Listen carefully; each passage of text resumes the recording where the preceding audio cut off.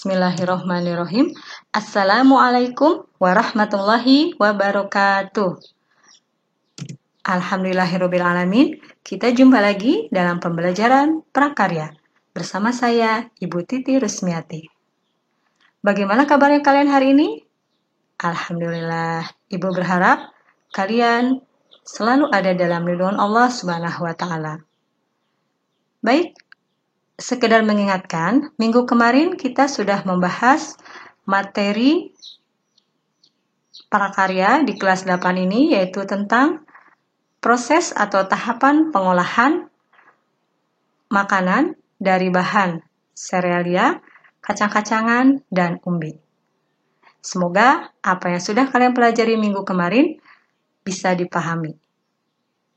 Untuk hari ini, biar materi tentang penyajian dan pengemasan.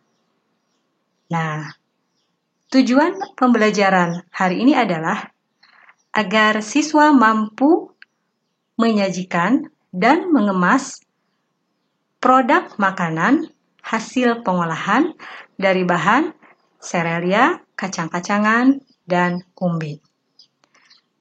Baik, di sini yang pertama Ibu akan jelaskan adalah arti dari penyajian. Penyajian adalah cara menyuguhkan makanan. Dalam menyajikan makanan, ada beberapa faktor yang harus diperhatikan, yaitu yang pertama adalah prinsip higienitas dan sanitasi makanan. Prinsip ini terdiri dari 1. Prinsip wadah, artinya wadah yang digunakan untuk menyimpan makanan harus dalam keadaan tertutup dan terpisah antara hidangan yang satu dengan hidangan yang lain. Yang kedua adalah prinsip kadar air, artinya makanan yang mempunyai kadar air yang tinggi disajikan atau kuahnya itu dimasukkan pada saat akan dimakan agar tidak merusak kandungan atau zat gizi dari makanan tersebut. Yang ketiga, prinsip bahan makanan dapat dimakan. Artinya adalah bahan makanan yang kita konsumsi harus sehat, aman dari zat aditif seperti penyedap, pewarna, perasa, aroma, dan sebagainya. Yang keempat adalah prinsip panas. Makanan yang dibuat dan disajikan dalam keadaan panas harus segera dimakan. Tentunya jangan panas-panas langsung dimakan, maksudnya ya. Pada saat setelah selesai dibuat, baiknya langsung dimakan, tidak menunggu dingin terlebih dahulu, sehingga mempengaruhi kualitas makanan tersebut. Yang kelima adalah prinsip alat bersih. Adalah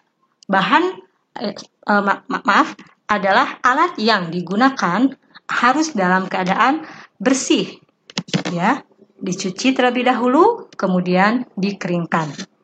Dan yang keenam adalah prinsip penanganan makanan, di mana ini berhubungan dengan pengolah. Pengolah yang dimaksud di sini adalah orang yang membuat makanan tersebut harus betul-betul bersih dan memperhatikan jangan terlalu sering kontak dengan makanan dan harus menjaga atribut yang dikenakan ketika dia akan mengolah makanan. Misalnya memakai penutup kepala, kemudian memakai masker, dan bila perlu menggunakan sarung tangan yang terbuat dari plastik untuk mencegah kontak langsung dengan tangan. Adalah yang kedua, cita rasa. Nah, cita rasa dari makanan itu ada yang pertama rasa manis. Rasa manis ditimbulkan dari sukrosa, fruktosa, dan glukosa. Yang kedua, rasa asam. Rasa asam ditimbulkan oleh asam sitrat, asam laktat, dan asam asetat. Yang ketiga adalah rasa asin. Rasa asin ini ditimbulkan oleh sodium klorida. Dan yang keempat adalah rasa pahit. Rasa pahit ditimbulkan oleh komponen alkaloid, narigenin, kafein, dan lain-lain. Kalau kalian misalnya mengkonsumsi kopi atau teh, itu ada rasa pahitnya. Nah, itu kalau misalkan kopi, itu rasa pahitnya berasal dari kafein. Itu contohnya. Selanjutnya, ada kualitas makanan. Kualitas makanan ini akan mempengaruhi seseorang untuk mengkonsumsinya. Beberapa faktor yang mempengaruhi kualitas makanan yaitu 1. Warna, 2. Tekstur, dan 3. Bentuk dalam proses penyajian makanan. Yang selanjutnya adalah di sini ada alat-alat penyajian. Kita dibagi menjadi alat penyajian itu ada yang tradisional dan ada yang modern untuk makanan hasil pengolahan serealia, kacang-kacangan, dan umbi. Di sini ada, ibu kalian bisa lihat, contoh alat penyajian tradisional dari daun pisang, ya, untuk membungkus lemper, serealia dari beras, ya. Kemudian ada piring dari tembikar atau tanah liat untuk menyimpan makanan, di sini klepon ubi ungu. Nah, selanjutnya ada tampah atau dalam bahasa Sunda kalian bisa menyebutnya dengan nyiru, ya. Nah, di sini untuk menyimpan hidangan nasi kuning dan pelengkapnya. Ini yang tradisional. Sementara yang modern di sini ada, kalian lihat, mangkok yang terbuat dari kaca untuk menyimpan bubur kacang hijau. Lalu ada piring yang terbuat dari plastik, ya. Kemudian di sini ada wadah untuk menyimpan makanan yang terbuat dari bahan stainless steel. Nah, ini ya. Kemudian ini selesai tentang penyajian. Materi selanjutnya adalah tentang pengemasan. Nah, pengemasan ini adalah aktivitas merancang dan memproduksi wadah atau pembungkus suatu produk. Tujuan pengemasan makanan adalah 1. Melindungi dari bahaya fisik, 2. Melindungi dari kondisi iklim luar kemasan, 3. Memudahkan dalam pengantaran atau transportasi, 4. Dapat menentukan porsi atau jumlah makanan, 5. Sebagai pemberi informasi atas makanan, dan yang keenam sebagai unsur estetika atau keindahan. Jenis-jenis kemasan berdasarkan jenisnya terbagi menjadi 3, yaitu yang pertama kemasan primer. Apa itu kemasan primer? Yaitu kemasan yang mengalami kontak langsung dengan produk dan ukurannya relatif kecil. Contohnya seperti ini, terbuat dari bahan plastik untuk membungkus tepung, kemudian terbuat dari ini botol terbuat dari bahan plastik juga untuk membungkus minuman dari kacang hijau, dan ini adalah kemasan untuk produk bisa tepung ataupun kacang-kacangan dari bahan kertas atau karton. Ya. Kemasan yang kedua adalah kemasan sekunder, yaitu kemasan yang tidak mengalami kontak langsung dengan produk makanan.